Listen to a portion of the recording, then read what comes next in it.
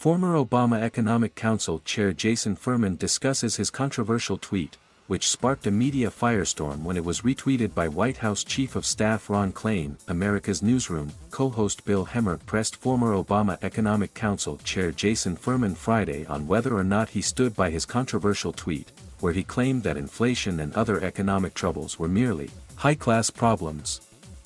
To paraphrase Jay Leno, "What in the hell were you thinking?" asked Hemmer. Furman responded by first acknowledging that inflation was both a real issue affecting American families and also an issue that we should do something about.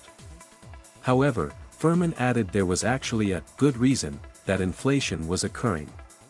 He surmised that falling unemployment, families pocketing more money, and people buying more things than ever before were the real culprits for the rate of increase in prices. "The problem isn't that our ports stopped working, it's that people are buying so much stuff that so much is coming through our ports right now. We have record volumes. You know that both have a good side, a bad side.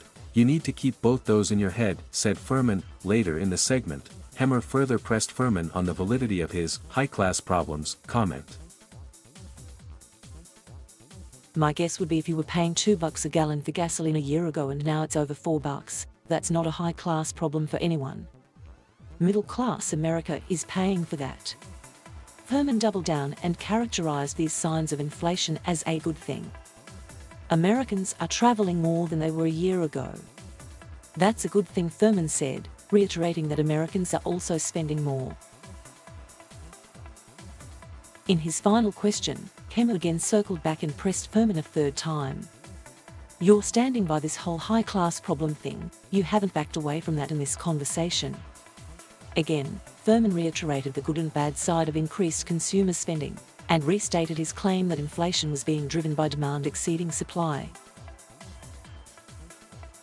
Furman, who also serves as Harvard's Eckner Professor of the Practice of Economic Policy, said in the Wednesday tweet that the country would not be faced with these issues if the unemployment rate was still 10%. He added that if the unemployment rate was still a reality, the country would have had a much worse problem. The tweet garnered attention when Ronald Klain, the White House Chief of Staff, retweeted the post from the Harvard professor. Conservatives on social media took issue with Klain's retweet, claiming that he was essentially downplaying the hardships that some Americans are facing.